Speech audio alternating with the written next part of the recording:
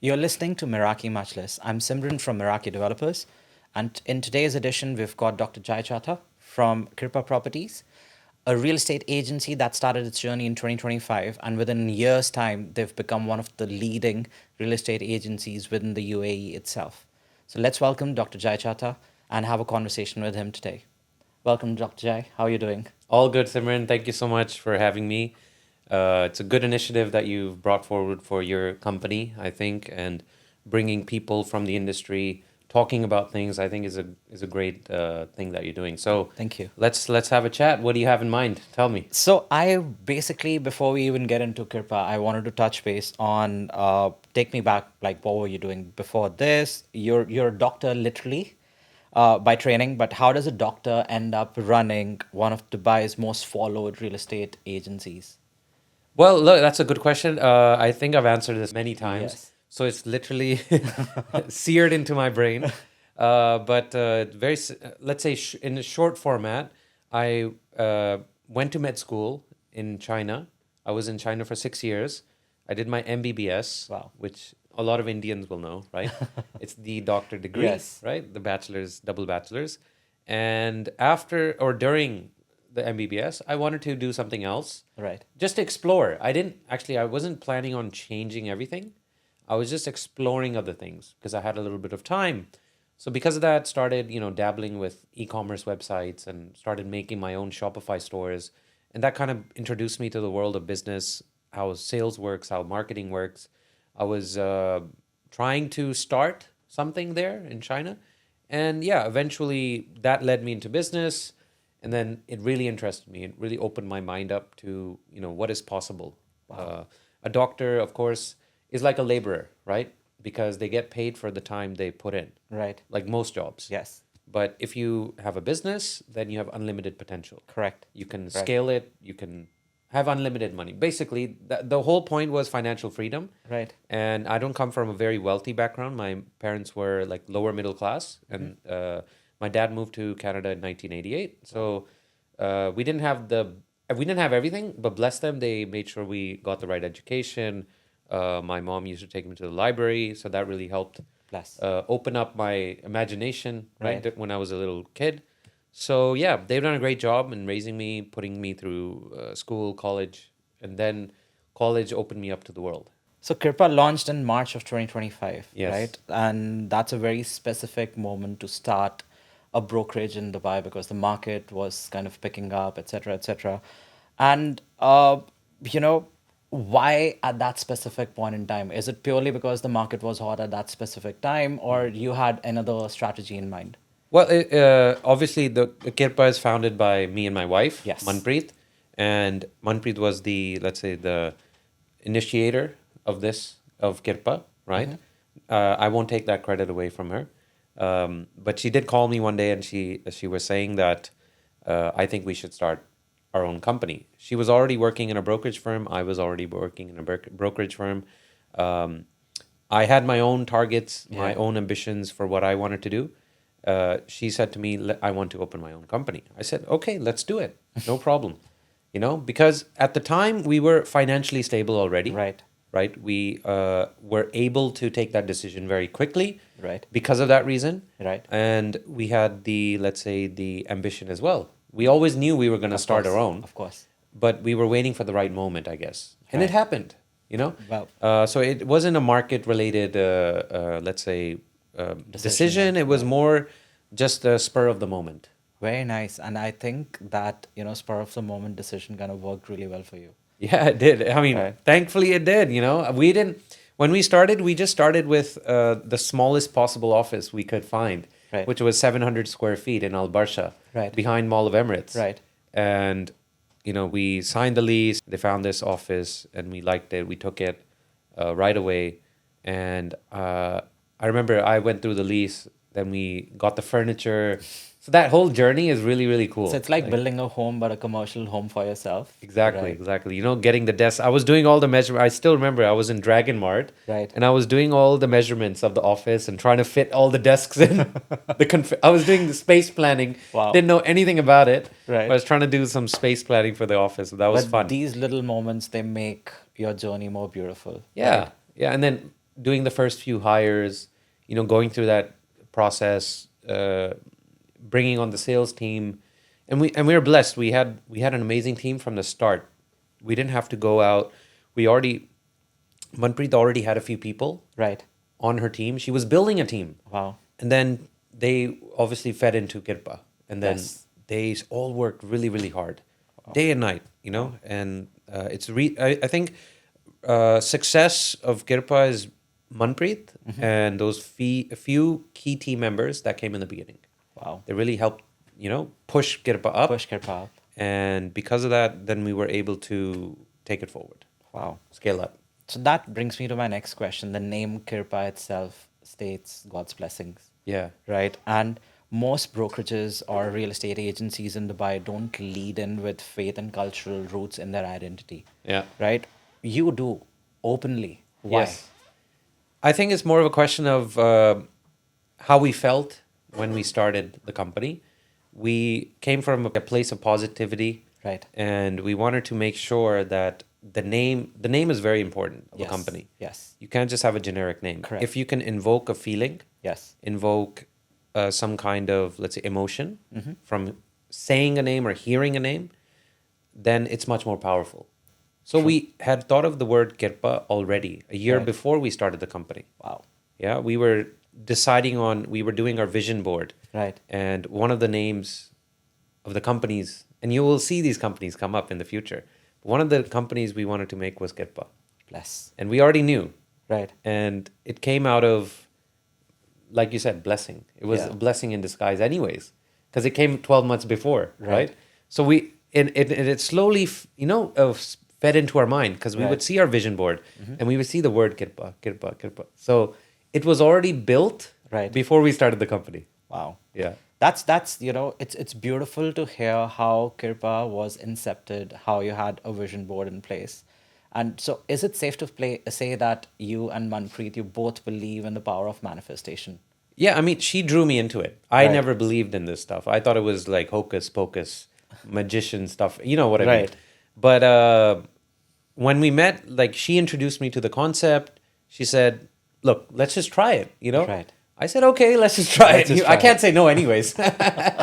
So she made me print out all the things I wanted. Right. Like cars, or Yeah. I don't know, what we did a lot of things like company, cars, how many properties we want, stuff like that. Yeah. I've followed your overall journey of getting the Porsche. Oh, the Porsche. Oh yes, like That I was a followed crazy one. every single step of it, and I was like, this is Yeah. an epitome of reaching your goals, and Yeah. I'm happy to say that a lot of individuals that follow your and Manpreet's journey, there's a lot of people that are actually honestly happy for you guys of how you guys and where you guys have reached. Yeah. Right, like your hard work has resonated with so many individuals on personal levels that a lot of people have aspired to reach, or like Wow. aim to get somewhere. And I've personally come across a lot of people that have given me reference of you guys Okay. on, and even when you guys are not present in the room. Wow. So Okay. that's gone a long way. So what you guys have built is actually a matter of true legacy. That is, Thank you. No, those are very kind words, and to those people who look up to us or Yeah. get inspired, thank you so much. It means a lot, because we don't think like that about ourselves. I think, Right. Because we don't know. We can't step out of our body and look Well, at us. I've met both you and Manpreet, right? And this is probably our third or the fourth meeting. Yeah. And I am happy to say that these are two individuals who are borderline humble, like to the max extent. You guys are one of the most humble people I've ever come Okay. across. Okay. So- Thank you. So tell me about co-founding with your wife, Manpreet. What parts of business do you manage? What does she manage? How do you split decisions, etc.? Good question. Especially when you're starting a business with your wife, you really have to make sure that you don't, or you keep your lines separate, or you have key decisions. Obviously, key decisions. Let's say the most important decisions of the company, we take together, in conjunction with each other, mutual. And let's say sales and marketing, mostly Manpreet's department. Nice. Operations, finance, HR, stuff like that. That's my, Okay. let's say, my department. But now we've kind of changed the structure of the company as well. Okay. So I'll be more involved in sales. I'll Okay. be more involved in marketing, as you've seen in the past few Yes. months. Yes. So I've taken a little bit of a, let's say, a step into that side. And Manpreet has taken a step into this side as well. Very nice. So we're trying to now see how we can do this. But again, I do follow Manpreet's direction when it comes to marketing, of course. Yes. Right? Sales, I have my own, let's say, kind of sales. I'm not doing, let's say, standard off-plan sales. I'm mostly structuring deals Correct. for developers Right. or, because that's what I used to do anyways Yes. before we started Kirpa. So it's just going back to what I learned, my experience, and implementing it, and then teaching the agents inside our company Right. how to do those kind of deals. So from a scalability factor, where do you see, since you're restructuring, so restructuring primarily happens when you've got a scalable future in mind. So where do you foresee Kirpa getting scaled to? Do you have other ventures that you've thought of that Yeah. might, pop out of Kirpa? Yeah, so we've already kind of expanded outside of the UAE. Our first branch office will be in Sydney, Australia. Very nice. Thank you. And we've already set up the business license. We're just waiting for some approvals. And we'll be going there very soon to set up a small office and start the hiring of the team there. Wow. So that will be an office that we will sell local properties from, Okay. and also the buy property, because we have a large clientele base from Australia, Okay. especially Sydney, Okay. and we feel it's the right city to be in. Australia is a very good country to be in, Yes. and I stayed there for a week. I was stuck, Yes. and then that kind of changed my mind about things. Okay. That's why I took that decision. Wow. So that's one, and then maybe we're contemplating the next one. Okay. So instead of just scaling up the company here in Dubai, Right. we want to scale up outside and diversify a little bit. Very nice. Yeah. Very nice. And I think that's absolutely right. Like before we even started discussing this, or before we started shooting the podcast, we were briefly discussing about how it's imperative and important for us to reach out to other international markets, and how it's important to, kind of Yeah. start looking for new users and purchasers who would basically come up and purchase property here. Because the market here is already, sitting with specific investors, and they're already being tapped by multiple people. So I think the decision that you guys have taken kind of, coincides with this in the best possible way. Yep. So now we move towards the brand segment of Kirpa, right? How Kirpa built its social presence and whether it kind of matters on an overall larger scale. So your Instagram has got 120,000 followers. I think Uh, 123,000 Three now, now. yes. So your YouTube channel has got serious view counts. We were discussing this earlier. You run multi-language content. You've got Telugu, Marathi, Punjabi, Arabic, and a 14-month-old agency. That's kind of unusual to see so much growth happen, right? And how did that happen? So I think the precursor to all of this was Manpreet, right? Yes. She was the instigator, and we saw the success of social media through her, Right. because I guess she got real results in 2024, Yes. and all the deals she closed from her social media. Wow. More than 100 deals in that year, if I remember. Wow. I think she was touching, I think, 130, 140 deals. That's a tremendous number. Yeah, if I remember correctly. So, and she was doing that all by herself. No team, no videographer. She did bring her cousin in at one Okay. point who was helping. Okay. But again, editing she was doing. So she became, let's say, the expert, the foremost expert right. of social media, doing all that hard work herself. Yes. And I don't think anyone can match what Wow. she puts out into Yeah. the market. I haven't seen anyone who can even come close. 100%. So when we started Kirpa, we already had that in mind, that Correct. we're going to focus on social media. We're going to build a team who can handle those leads coming in, Right. whether it's on her channel or the company channel. And initially we thought, okay, we're going to make every agent a social media lead generation engine. Right. Okay. Right. So to do that, it's very difficult. Correct. No one, not everybody can become like Manpreet. Yes. It's very difficult, right? The hard work, the discipline, the consistency, Yes. people think it's not easy. By Correct. the way, it's not It's not. easy to keep doing it day in and day out, right? Yes. So a lot of people started, a lot of our agents started, but they gave up. Wow. You know, it wasn't again. Of course. It doesn't It's happen overnight. persistence. It's consistency and creativity as well. Correct. It's not just you can't just put out the same old boring reel every single Yes, day. yes. You have to be very creative Correct. on what you deliver. The content has to be reaching all types of people, right? Whether it's and you have to make it so that you're not just selling, Correct.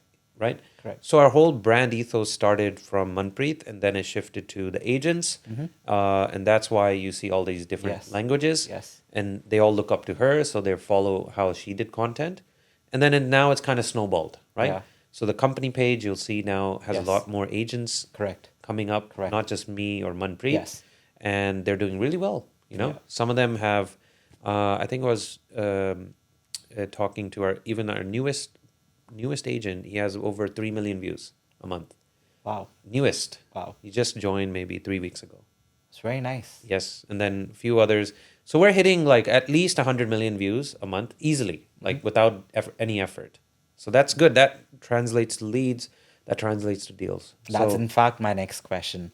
So I was actually about to ask that, these 123,000 followers that you have on Instagram, that translates into deals. And is it pure business in the form of sales conversions, or it's vanity? More on look, people underestimated social media. I think Right. in the beginning they thought social media is just for entertainment. Right. It's not a real place where you can generate marketing Mm-hmm. leads from. But it's probably now the strongest. It trumps meta marketing for sure. Yes. We've tried. Yes. We've tried all kinds of companies. We close on a conversion ratio. We close probably double on the social media side Right. rather than the meta Direct side. meta side. Because look, social media leads, the ones who are interested, right? They are reaching out to you because they've seen you Correct. for quite a long time. Yes. They don't just reach out to you the first day. Yes. And the trust factor kind of builds up with that. Exactly. So half the job is done. Yes. Half the job is done. The trust factor is there. They are looking at you. They know who you are. They know they can trust you. Once they can trust you, that's half the job. And then rest is up to the sales agent Right. to Right. show them, Yes. qualify them, see what they need, match their requirements with opportunities available in the market, guide them properly, and take it forward. So And that's where I believe, your and Manpreet's strength kind of merge to the best, because when it comes to social media marketing per se, there's Manpreet and her, you know, um, I would say lineage, how, people are kind of adapting her style of promoting properties as well as building trust. And then wherein you kind of come in with support with a lot of market insights, the facts and figures and statistics that kind of make a lot of sense. yeah. Right. So I think that's where the overall combination works for your team from a training purpose as well. Yeah. I mean, and the team, if you see their content, they're also very good. They're way more entertaining than me. I can't do what they do, to be honest. They're very entertaining. They understand that you can't just be boring all the time. I'm a little boring, so I understand, right? But I kind of reach a different audience as well. Right. So for me, it's okay. And I only do what I like, Yes. right? So I like history, so I Right. talk about history. Yes. I like talking about economics, so I talk about economics, stock markets, gold, silver, whatever. I just talk about what I like to talk about. Yeah, sometimes it's a little bit robotic. I get it. So I have that feedback of my videos from myself. Okay. If I see it back. So Right. then I'm trying to improve now. I'm getting there. I'm slowly because it's only been like 6-7 months for me. So I'm still improving, trying to be more natural, Right. trying to show what I actually think, because I think that's where the key difference is. Correct. People treat social media as a business, Yes. let's say marketing Yes. model, but marketing side of the business, but you also have to show your personality. Correct. You cannot just depend on doing funny skits. You have to show who you are, really. Correct. You have to Correct. show what you're thinking, what your opinion is. Yes. That will expand the reach that you have, Yes. the audience that you have, and Yeah. like-minded people will. That's how you build trust. Yes, in my I was opinion. about to say It's that. not as Yes. easy as just putting out videos. So I don't 100%. have the same level of trust that Manpreet has with her followers. Right. That's for sure. Right. And But that's the that key difference. eventually kind of, builds up because certain set of buyer audience that's engaging with your content, the more they see it, the more they'll understand your personality and it'll be easier. And whosoever resonates would then be more comfortable speaking with Yeah. you. So you're absolutely right in, saying that. Because I think everybody in the sales industry underestimate the emotional side, Right. the emotional connection, Yeah.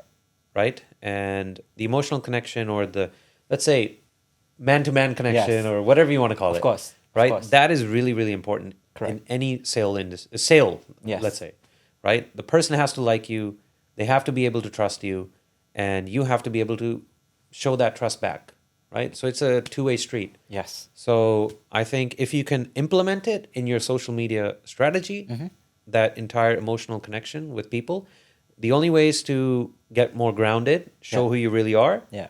and then things will change. Things will change. Yeah. Yes. You're absolutely right about that. So tell me about the team. How many agents, what nationalities, how do you split commissions? What's the average lifespan of an agent at Kirpa so far? So thankfully, our retention rate is very high. Okay. I think we've maybe seen people go very rarely, to be honest. So in terms of number of agents, we have about 32 at the moment, which we are expanding now. Right. We're slowly expanding. We're not too hell bent on expanding the team very Right. fast, Right. because we want the right people. Yes. We're very culture focused. Yes. So for us, it's really important that the person or agent or salesperson coming in, it fits into the mindset of the team and the culture. That's why you'll see us very united, very upbeat about everything. So we don't want to Right. dampen that Of course. spirit in Of any way. course. So for us, that's really important. So that's why we slowly hire instead of fast hiring. So what's your typical hiring process like? Our typical hiring process, like at the moment it's very different. We are constantly doing interviews, Okay. and let's say within uh, let's say in a 2 week time frame or 3 week time frame, we select one person. Okay.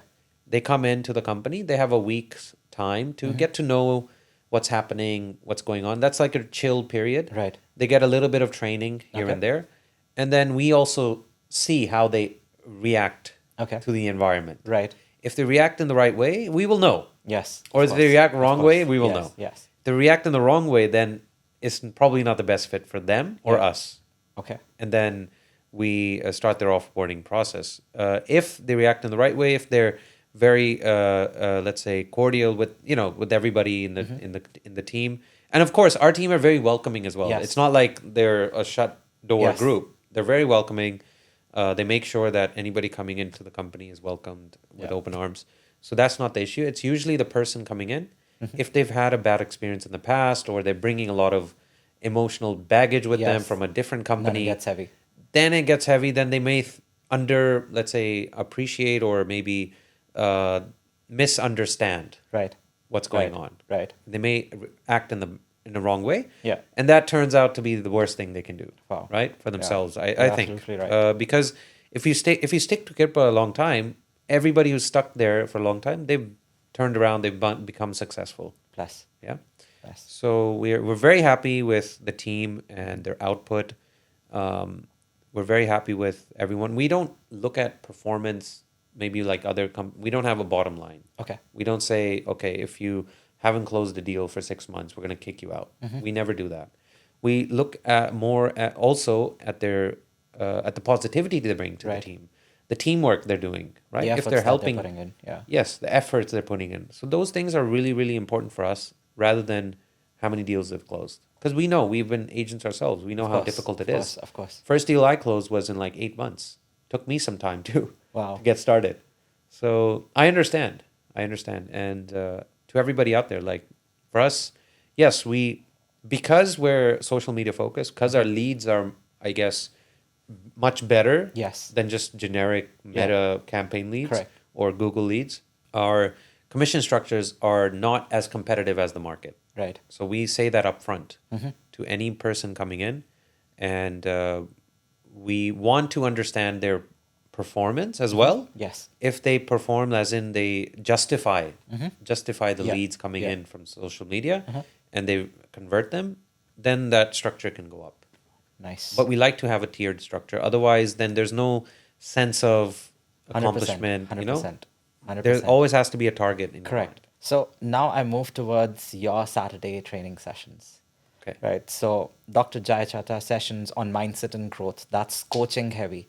Is that operational substance or pure marketing? I don't do every Saturday. I don't know. Maybe somebody told you. Yes. I don't do every Saturday. Okay. Maybe once every 2 weeks. Okay. It's something. Maybe once every 3 weeks. It depends. Depends really on the team and their schedule too. Because I don't want to I don't want to plant myself in there, and they don't really need that all the time. Okay. I think mindset is something it's like a muscle, right? And discipline is part of that muscle, I think. So if you're disciplined, your mindset will always be strong. It doesn't matter what 100%. happens, whether you lose a deal, whether you win a deal, you'll always do the same things Right. consistently. 100%. So that's a muscle we cannot train. We can just tell our agents Yes. or our partners that, look, you have to be disciplined, but doing or executing is your job, right? We Right. can just show you what to do, but executing it is your job. So the mindset comes from actually being disciplined and consistent. Right. And because of that, you see results, and then it's like then you have momentum, it's and then you keep momentum. going. Yeah, it just keep going. So some agents, what happens is if they lose a deal, they become demotivated. I Correct. hear this a lot in the market Yes. and in our team. Yeah. And I always say the same thing. There's no such thing as motivation. Yeah. If you are I agree. disciplined, You just and keep going. you keep going. Yeah. Doesn't matter, because whether you lose or win a deal, it doesn't matter. You still have to do the same stuff to get Correct. the next one, Correct. right? So motivation comes from being disciplined. Yes. Motivation comes later, comes before the work. Yes. This is what I feel. I agree with it because even across my team at Meraki, what we try and do is I always try and give them one example. We've got two buckets. One is which is in your control, and the second one which is not in your control. So focus is on what is in your control. That's your discipline, your persistence. Just keep going. Your consistency matters. What you don't have Yeah. in control, you can't do anything about it, Can't do anything about it. irrespective. Yes. So walk me through a typical Kirpa deal from the moment a lead kind of comes in, the moment a title deed gets issued. Where do most deals drop off, and where do you win them? It's a good question. For us, we mostly sell off plan. Okay. So for us, it's mainly the journey is from lead coming in Yes. to closing. Closing for us is basically 10% is paid. A deposit is paid, Yes. right? That's technically a closed deal in our Right. opinion. So to get there, it's really case to case. Yeah. There is no way to tell whether this lead will close today or Yeah. in the next 1 year. True. We've had leads come in where Yes. they're interested, they want to learn more, they don't have the money right now, so they have to be on the agent's follow-up list. Yes. Right? So the agent definitely give them an overview of the market, go through, every option that's available at that time, Right. and then stay in touch with that client, especially if the client cannot proceed at that time, which the client will tell them. Yes. So some deals will take a long time, and the follow-up is very, very important. Some of our agents are very, very good at follow-ups. Some of them are not very good at follow-ups. The ones who are very, very good, they always close. 100%. They always Wow. close, whether it's 1 month, whether it's 6 months, 9 months, it doesn't matter. So They from do a not cadence miss. perspective of follow-ups, what do you think is the right cadence that, an average real estate agent or a direct, developer agent should follow? So communication should be with the client at least once every 10 days, Okay. in my opinion, or like 3 times a month, right? At least 3 times a month. You check in, you see how they're doing. It doesn't necessarily have to be about business or even real estate. It can be about what you learned about them, Right. right? Just to touch base, Correct. right? Because that's really, really important. The relationship, like I said, relationship or the emotional connection is half the job as well. Like Yes. it's a very core component Right. that the agent has to have with that client. And if you don't build that up over time, Yes. then you're failing really as a Correct. salesperson. Correct. So, like I said, 3 times a Yeah. month, 4 times a month, that's enough. Wow. Wow. Well, I agree with it because a lot of times I've come across, a lot of people have come up to me and said, I think we need to increase the cadence to probably 3 times a week. I'm like, you're basically telling someone that you're desperate and you're disturbing someone's mental peace. Yeah. and you're forcing them. So it No, straight away, I get it. disrupts the trust. I get it. Like, I know why people do that, which is fine if you've qualified them properly and you know Yeah. within the next 1 month they're Yeah, going to close they're gonna something. close. Yes. So then, yes, the frequency has to go up. It really depends on the time that you, let's say, if you've qualified them properly, if you know they're going to close in 6 months, Yeah. or that's when they will have enough Correct. money saved up, or that's when they will be able to make a decision, Mm. then You cadence phase it has to be out. longer. Yes. If it's a very short time frame, 1 month or 2 months, then your cadence has to be, Be short. shrunk. Yes, it has to shrink. So what's the average ticket size of a Kirpa deal, and how does that compare to where you started? I think if I look at it now, it was very different last year, but since we've been starting to close more townhouses and villas, the average ticket size has gone up to about 3 million dirhams. Overall, I think that's been our average, and that really changed from last year. Last year, the team was more fresh in the market. They were more used to closing smaller deals, let's say 1 million Right. dirhams, 1.5 million Right. dirhams. That was it. Then they slowly moved up to Nice. townhouses and villas. So off plan versus ready, what's your mix today? What is it heading towards? I think it's still 90-10, like 90% off plan, 10% secondary. Secondary. Yeah. Okay. And I think secondary may be shifting a little bit, but not too much. We still have seen an uptick in off plan sales in the last 1 week. So it really depends on where the market goes and how dedicated our team is, how much they're, let's say, working hard on these deals, on these clients. It really depends on that. So I can't really say. It just depends on. There's a on lot of the- factors I yes. don't have control over. Of course. Yeah. Yes. My job is to build the infrastructure, Yes. make sure we have enough people. Yeah.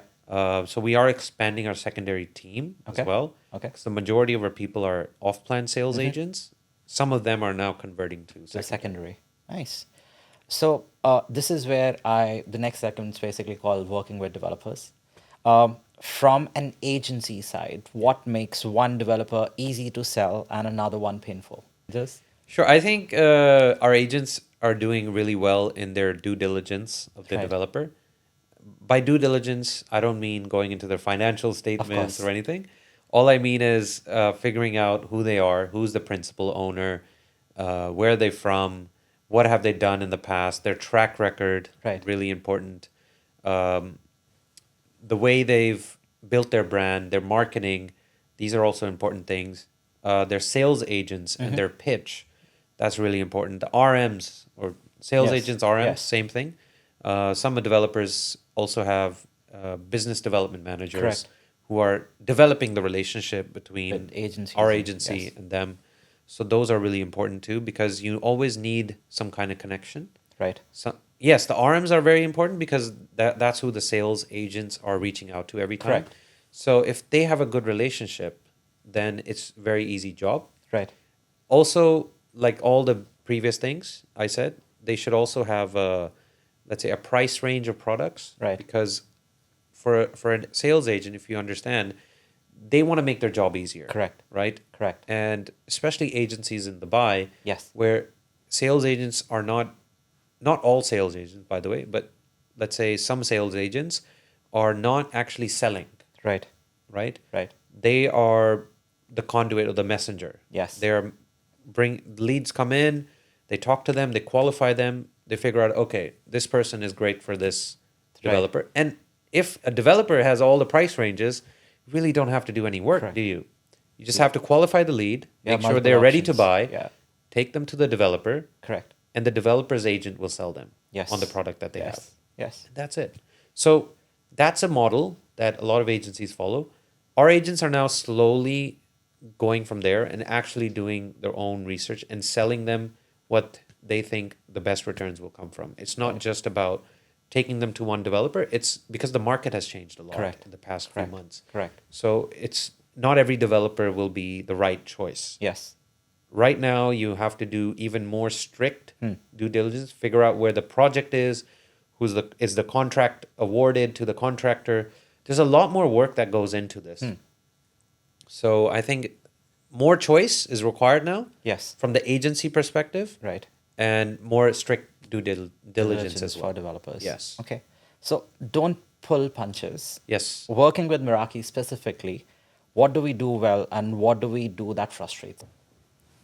You guys do buildings really well. Haven was the first building that I saw Yes. from Meraki, and the quality is amazing. The interior finishes, I mean, everything is done really, really well. Yeah, Like, it's it's not a building I would expect in Majan. It's something I would yes. expect maybe in Business Bay Right. or in a more high end area, right? Yes. So that just shows how much you've delivered. Yes. Track record is great.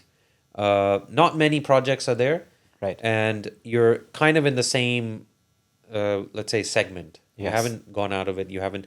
I think Meraki should be going into the next segment, into the luxury segment. Right. I think that's where Meraki will really succeed, because you have the contracting expertise. Yes. Yes. You know how to do luxury before. You've done Yes. it before, Yes. and uh, I think that's where the next step for Meraki is. If you can pivot the business into that, I think you will do really, really well. So that Thank kind of you. frustrates me that you haven't explored, Yes. because you had the opportunity, Yes. but you didn't take We it. didn't Maybe, take it. maybe, So maybe. I'm with, not sure. I think with Haven 2, that's kind of getting delivered in December of this year. That's something, that's one project I would want to tour you again for. That's something that will probably, give you a more broader aspect of what we're delivering. But I agree with you. This is something which we've been sitting across the board and kind of discussing. After these certain set of projects, we have a massive land bank that we're sitting on. What do we bring on those land is, what we've already started working on. But Perfect. I definitely will take this forward. Now, stepping back from Meraki, what's a developer in Dubai who's, doing really well right now that you wish more developers copied? Well, that's an easy choice. I think Shobha is doing really well. Right. They've done a great job and being very, very consistent with their deliveries. Their track record is really good.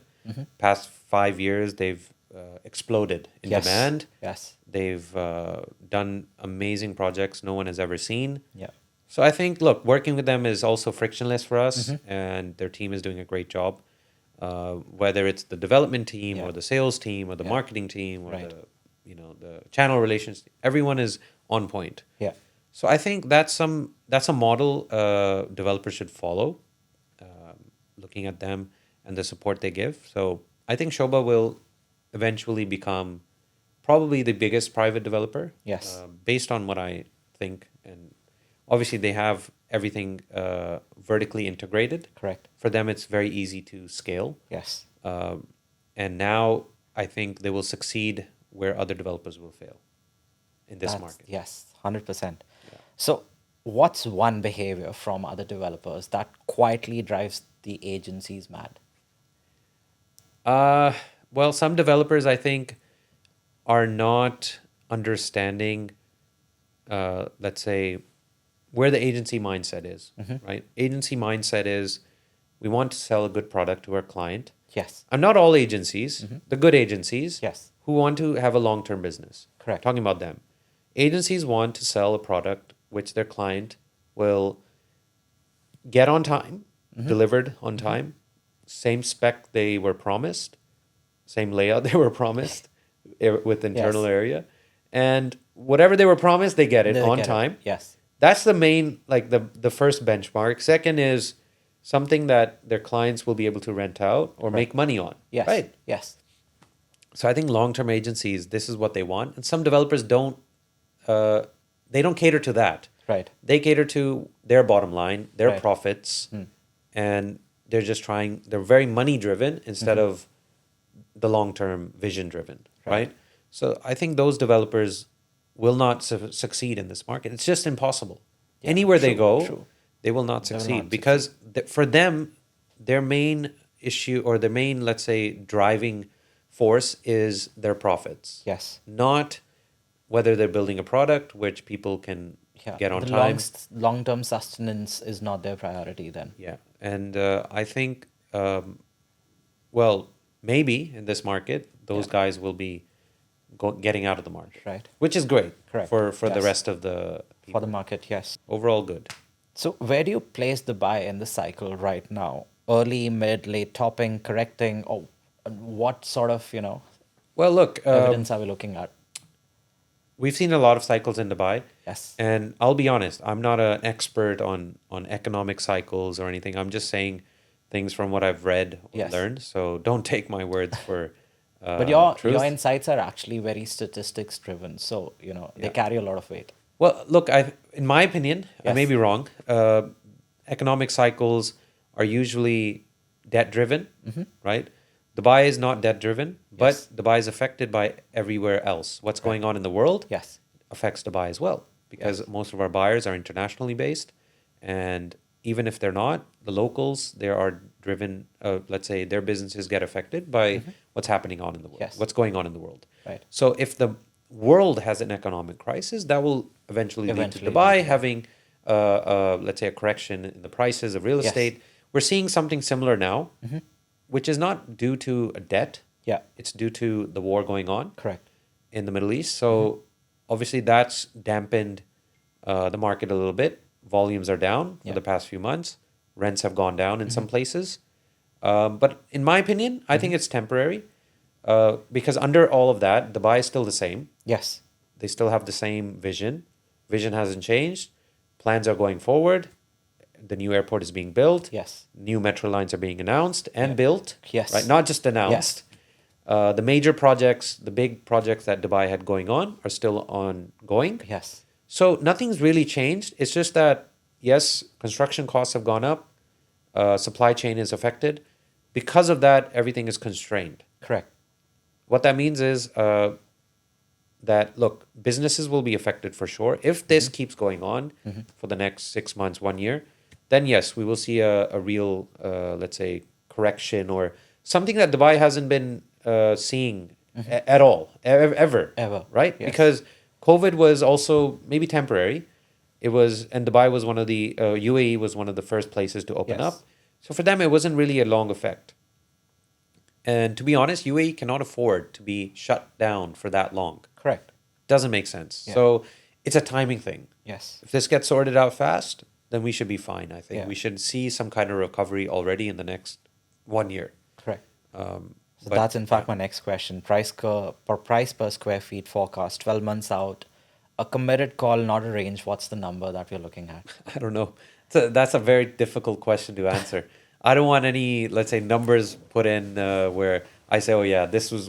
I can't say anything. Okay. No one can say anything. Yes. What I believe in is if you're buying today, buy in a product which you can either rent, so buy in more, let's say, prime or subprime areas where you know you will be able to rent it. Right. Right? Closer to the office, closer to those hubs, the business hubs.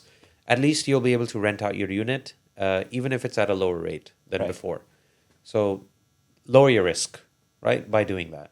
And obviously buy into developers who can deliver on time, whether it's a good market or a bad market, and buy into those developers who can deliver the quality too. Right. So those projects 3-4 years down the line, you should already see a recovery by then. Right. So, that's it's not a big win-win. issue. Yeah. Yeah. So for me, I think that's really, really important. Price per square foot, no one can predict. Forecast even, yes. Forecast. If anyone does, then great, good for them. They may be right, they may be wrong. If they're Yes. right, they'll be the king of the world. If they're wrong, no one will remember them Of anyways. course. So, So- I don't want to. I don't want to be remembered. It's okay. So what's the one, what's the most overhyped trend in Dubai property right now? Overhyped trend. I mean, if you talk about the developer perspective, Yes. like let's say a developer comes up with something new that's not seen in the market, and if it's successful, every other developer will copy it, right? Yes. So trends change every day. I think it's not, Yes, especially in this market. Yeah. Every developer is trying to do something new. Another developer comes in and copies the same thing, same playbook. The same model gets replicated. Exactly. So that could be a good thing, if a developer is offering a genuinely good offer, which works and will help deliver the project faster. Great, Yes. copy it, no problem. But if it's something that doesn't make sense financially or cash flow wise, and they haven't really done their cash flow modeling properly as a developer, then I don't know. I don't think so. Well, Right? So You're absolutely right there. yeah, Most underrated opportunity right now. underrated. Well, that's a good question. I think There's not one. There's probably a few. Because let's say tier one developers were sitting very comfy in the past 2 3 years. They were Yes. selling everything they launched. Now they're sitting on inventory, so they do have to be flexible. Correct. So now's the time to go to them and say, okay, this is what I want, right? Yeah. As a buyer. Yes. Of course, you're not going to be asking for the big discounts. Correct. That's just not possible Correct. and not doable, and it's not good for you too. Yeah. You really want to protect the price of that product. And the only way to do that is if the developer is strict, Right. right, on their pricing Right. and what they sell for. Because if you as a buyer go in there and you buy something for, let's say, a 2% discount, Yeah. and the next buyer comes in and buys for 4%, and the developer doesn't care, like they keep sliding that down, Yeah. that's a slippery slope, and you'll get caught out in the end. True. There will always be somebody who wants a bigger discount than you. Yes. Right? Yes. So I wouldn't go into that direction. I would actually look at tier one developers and buy with them if they're flexible with you, Yeah. if they match your cash flow, if they give you the right payment plan, if they're in a good area, if they're delivering a good product which isn't there in the market or can't be there in the market. Right. Some developers have that monopoly, Yeah. right? Especially villa communities, townhouse communities. Correct. Land is not unlimited in Dubai. True. Right? So those kind of projects where you know you will have a piece Yeah. of land Right. within Dubai, that's already very valuable, I think. Yes. So buying into the right project is really important with the right developer. That's one. And second, the location. If you're buying something else, commercial or residential or retail, buy in prime areas where you know you can rent it out no matter what. True. True. Yeah, I would do that. So biggest single risk to the market over the next 18 months. I think the the same the elongation of this Of this war, conflict yeah. of this war, that's the biggest risk. Okay. Other than that, Dubai fundamentally is very strong, infrastructure wise. You know, the policies that they have Yes. for expats, the residency as well. They've opened it up a little bit Correct. more now. Correct. So I think they're fine. I mean, Yeah. yes, Dubai will have to speed up the market recovery. Yes. They will have to come up with something new, fresh, Correct. and I'm sure they already have thought Have about some plans, 50 yes. different things Correct. that they can put out Yes. and stimulate the economy. Correct. So I have full confidence in Dubai of doing that. They've done it before I many agree, times. yes. They've gone through crises. I mean, at the moment, we're not in a very big crisis. Yes. It could be bigger if this keeps Escalates going even on, further. Yes. escalates or keeps going on. Yeah.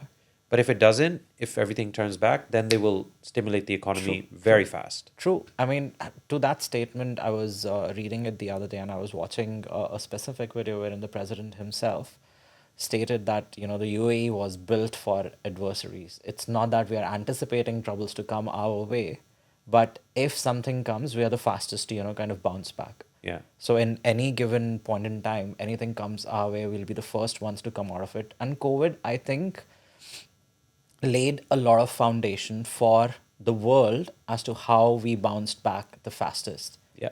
Right? Like, Yes. even if we talk about this specific time right now, the crisis that we are in, I mean, it's wrong to call it a crisis, the phase we are in, from an overall perspective, if I look at it from a geopolitical, angle, how Emirates and the airlines opened within 5 days of disruption itself, we were at 85% capacity, fully functioning, and we were out and welcoming people again. And now, if you look at it, current times, the traffic is back. It's slowly building up, and I think it's a testament of how the vision behind the UAE kind of is playing at its strength. And I think you've actually said the right thing, that it's irrespective of what kind of comes our way, Dubai knows how to kind of bounce back. They already have 50 plus things to kind of capitalize on. Yes. Great. So my next question is, if a Punjabi family in Toronto called you tomorrow with USD 1 million to deploy in Dubai properly, what specifically would you tell them to do with it? We have to sell Meraki, right? I would love that. No. I mean, look, Meraki builds a very good product. Yeah, I mean, look, at the end of the day, it depends on their needs first. Right. Why are they investing $1 million in the first place? Do they have better opportunities in Canada? Probably don't. That's why they're interested outside. Right. Probably don't want to put their money in India. Maybe they don't trust the system. Yes. So, okay, if you have $1 million today, if it's Canadian $1 million, then it's different. USD. US dollars, okay. US dollars, that's 3.7 million dirhams. So Yes. 3.7 million dirhams, you have a wide variety of options. Wide variety. And you won't go wrong, I think, putting your money into either 2 properties or 1 townhouse or villa, right? There's plenty of options available in the market. If I were the investor, and I had that money ready to go, then I would probably go and look at something that's closer to handover. I do see some opportunities there. And if you can get a great deal, that's where I would first target. Right. If I can't find a good deal within 1 month, then I would shift the focus to more off plan, Okay. where I can spread that risk across Across the 2 time, or 3 yeah. properties. Right. So the 3.67 million, right? That can be split into 1 or 2 properties, maybe 1 commercial unit. Right. Because commercial you can Rental get at a yields. better price Right. today than a few months ago. And buying commercial in, like, let's say a place like Business Bay, Right. where there's no land left, Uh-huh. that could be a very good opportunity, True. especially if it's in a very, very good building and the developer has a track record, of course.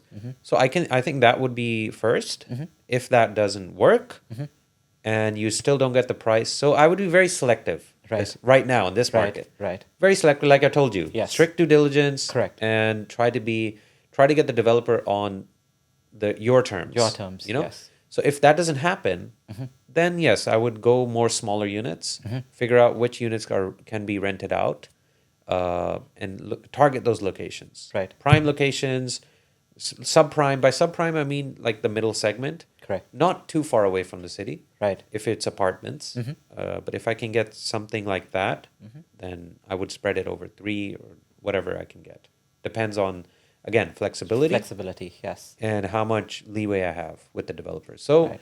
it's a discovery kind of method. You have to discover these opportunities. You can't just give them, Right. you know? Right. There's nothing ready to go because Correct. you always can get something better. Better. I'm not talking about discounts only. Right. I'm talking more about flexibility on Correct. the payments because that really does impact your return. Overall return. Yes. If you're paying less during construction, not too less, because Yeah. you don't want to derail the Correct. development. Yes. Because that developer, especially if it's not a very experienced or not a very old developer in town, they may not know that this is not enough, right? True. They may see the cost rise during the construction, which will kill their bottom line too. Yeah.